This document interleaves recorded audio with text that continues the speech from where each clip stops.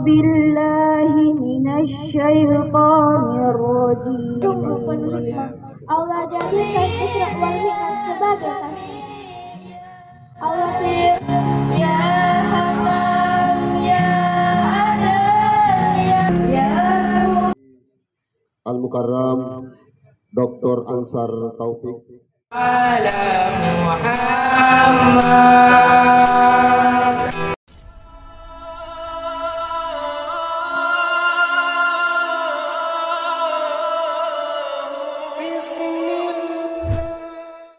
Bismillahirrahmanirrahim.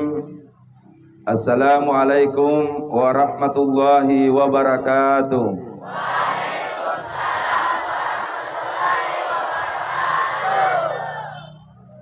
Subhanallah walhamdulillah wa la ilaha illallah wallahu akbar.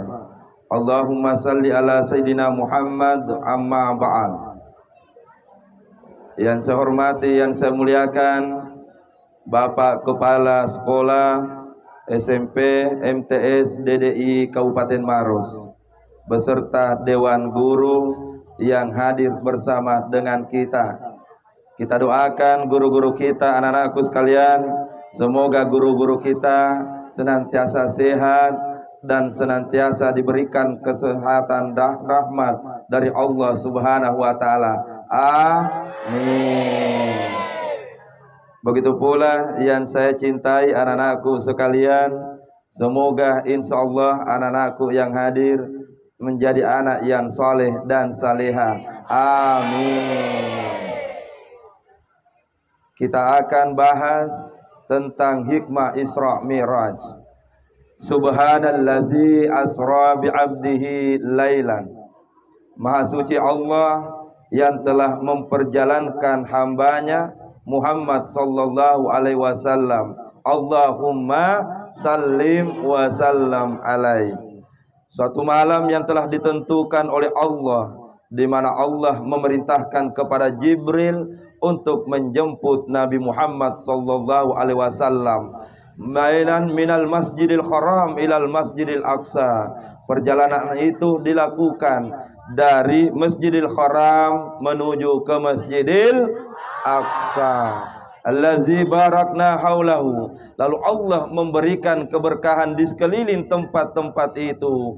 Linuriyahu min ayatina. Dan dari peristiwa Isra Mi'raj ini Allah memperlihatkan kepada Nabi Muhammad apa yang disebut dengan tanda-tanda kekuasaan Allah. Apa tanda kekuasaan Allah yang diperlihatkan melalui peristiwa Isra Mi'raj? Yang pertama, ulangi, yang pertama, pada saat Nabi Isra Mi'raj, Allah memperlihatkan kepada Nabi Muhammad sekelompok manusia yang bercocok tanam. Hanya satu kali bercocok tanam, lalu dia mendapatkan panen tanpa henti. Berkata Nabi kepada Jibril, Jibril, siapakah itu Jibril? Orang yang sangat beruntung itu Jibril. Lalu dijawab oleh Jibril, itulah hamba Allah, umatmu ya Rasulullah, waktu hidup di dunia selalu menginfakkan hartanya di jalan Allah dan selalu bersedekah. Ulangi, selalu menginfakkan hartanya di jalan Allah pun selalu bersedekah. Anakku, halo. Orang yang rajin bersedekah disuka atau tidak oleh temannya? Ulangi, orang yang selalu bersedekah disuka atau tidak? Orang yang rajin bersedekah pasti disuka oleh teman-temannya. Tapi tolong jujur lagi, orang yang seke disuka tidak? Ulangi, orang yang kikir disuka tidak? Kenapa tidak disuka orang yang kikirkah? Karena sekeki. Orang yang selalu bersedekah, rezekinya akan mudah dan pahala tidak akan pernah berhenti mengalir bukan hanya di dunia, tapi nanti di akhirat. Insya Allah. Saya tanya anak-anakku semua yang hadir, mau tidak nanti mudah rezekinya juga? Mau nanti menjadi anak yang sukses? Jawabannya mulai dari sekarang rajin-rajinlah bersedekah. Yang kedua, Allah linuriyahu min ayatina, memperlihatkan tanda-tanda kekuasaannya kepada Nabi Muhammad. Yang kedua Allah perlihatkan kepada Nabi adalah sekelompok manusia. Ulangi, sekelompok manusia yang menjulurkan lidahnya lalu digunting lidahnya. Bisa bayangkan tidak? Selamat datang Pak Ustaz. Bisa bayangkan tidak? Ada orang yang menjulurkan lidahnya, lalu diambil gunting yang besar, lalu dia gunting sendiri lidahnya. Pertanyaannya, sakit tidak? Sakit dikit atau bingit? Pakintaki guys.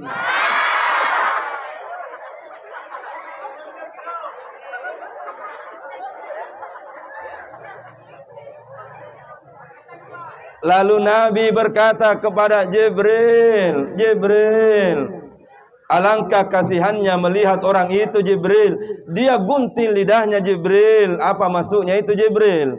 Lalu Jibril menjawab, Muhammad, itulah umatmu hamba Allah. Betul rajin salat, tapi lidahnya, mulutnya selalu sambung makgo. Ulangi, makgo. Nah, itu orang yang selalu gosip. Kira-kira ada di sini? Kalau orang DDI tidak boleh dong. Ulangi, banyak di sini? Banyak. Ada mantong itu aing pak gosip. Tidak bisa tidur kalau tidak ada gosip seharian.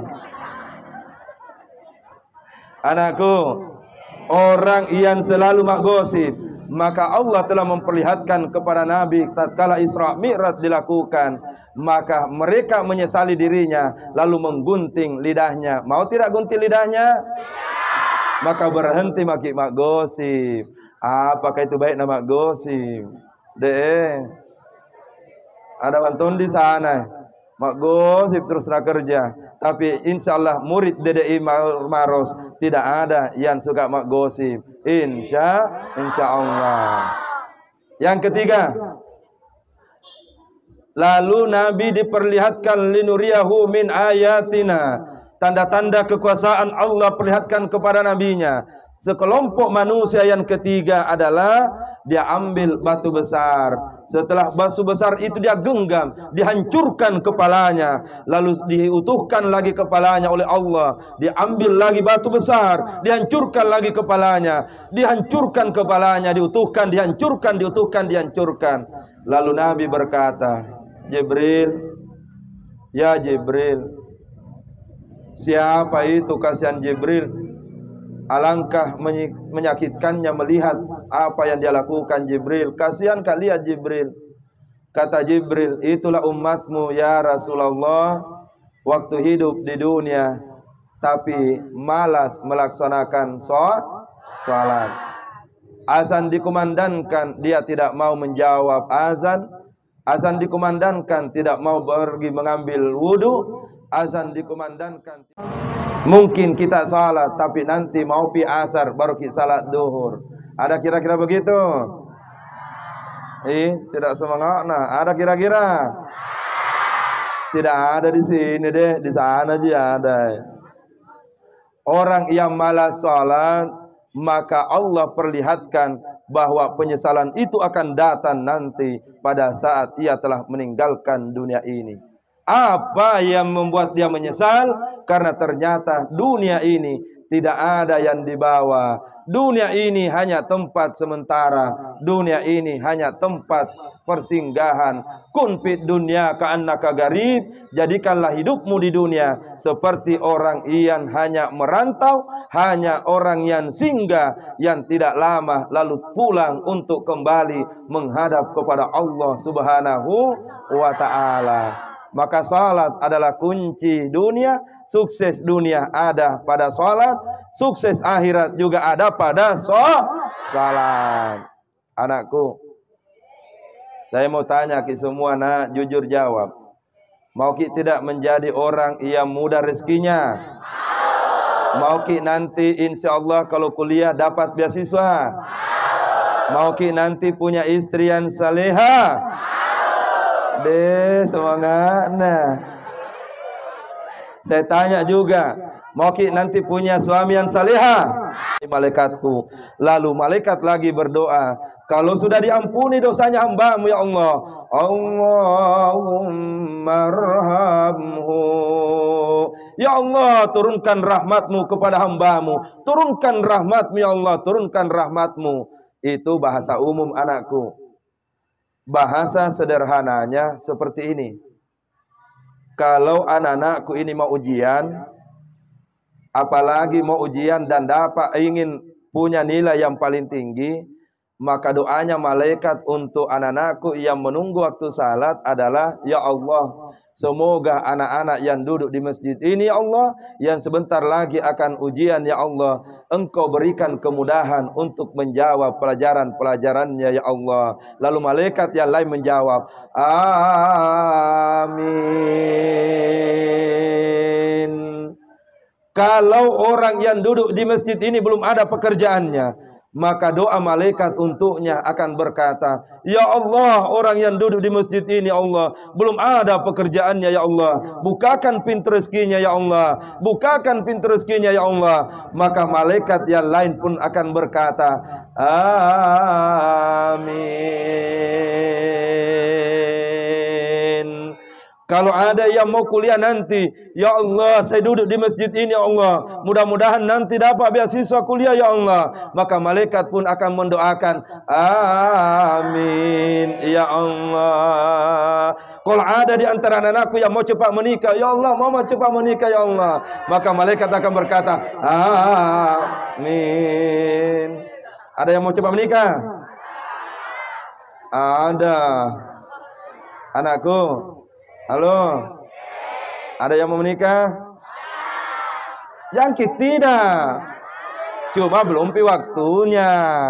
Nanti kalau ada pekerjaan tak baik misalnya tak, maka pilihlah istri yang juga rajin salat supaya hidupmu tenang. Maka pilihlah nanti orang-orang yang rajin salat. Insya Allah. Yang terakhir doa malaikat. Kalau anak itu adalah anak yang miskin, tidak punya kasihan biaya untuk sekolah, maka doa malaikat itu untuk kita semua anak-anakku. Malaikat akan berkata, ya Allah, bukakan rezekinya orang tuanya ya Allah, supaya anak-anaknya yang sekolah ini bisa disekolahkan oleh orang tuanya ya Allah. Maka itulah doa makna rahmat. Kalau kita anak-anakku duduk di masjid, kalaupun engkau tidak lakukan itu, maka sekali mati season di wali. Nah, apa maknanya itu? Dengan salatlah kita akan selamat di dunia, begitu pula dengan salat kita akan selamat nanti di akhirat. Insya Allah. Mari kita istighfar di hadapan Allah. Mungkin banyak waktu selama ini kita nanti salat menjelang waktu asar, nanti kita salat duhur menjelang waktu asar, nanti kita salat maghrib, salat asar menjelang maghrib. Maka mari kita memohon kepada Allah ampunan. Semoga sebentar duhur, asar, maghrib, isya dan subuh kita tidak lagi terlambat untuk melaksanakan salat. Sama-sama istighfar. Astaghfirullah Rabbal baraya,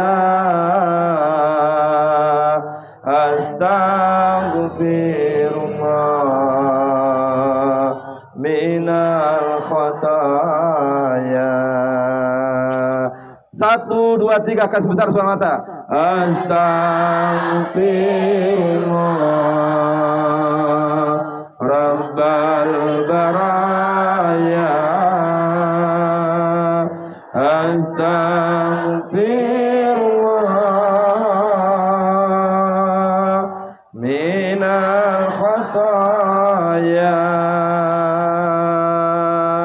Saya tanya ke semua, cinta dengan orang tua ta? Jaga salat ta? Cinta dengan sekolah ta? Supaya kita dimudahkan, maka jaga salat ta anak-anakku sekalian. Apa gunanya kita hidup di dunia ini kalau salat kita tidak jaga?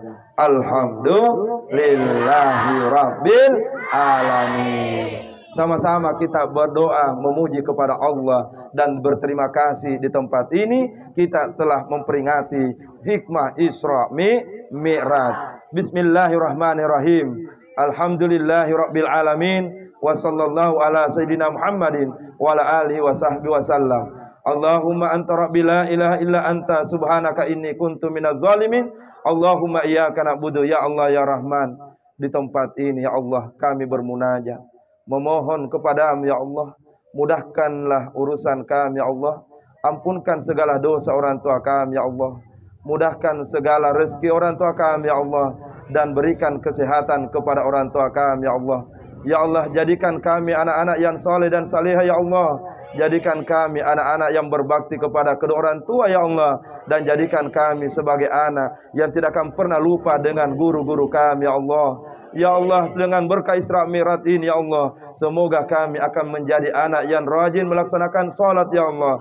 Anak yang senantiasa menjaga salat 5 waktu ya Allah. Dan semoga kami pun semua yang ada di tempat ini menjadi hamba-Mu yang senantiasa bersih dari dosa-dosa yang telah kami perbuat ya Allah. Rabbana atina fid dunya hasanah wa fil akhirati hasanatan wa qina azabannar. Wa sallallahu ala sayyidina Muhammadin wa ala alihi wa sahbihi wasallam. Al-Fatihah. Ghairil maghdubi alaihim waladdallin. Amin. Mohon maaf lahir dan batin.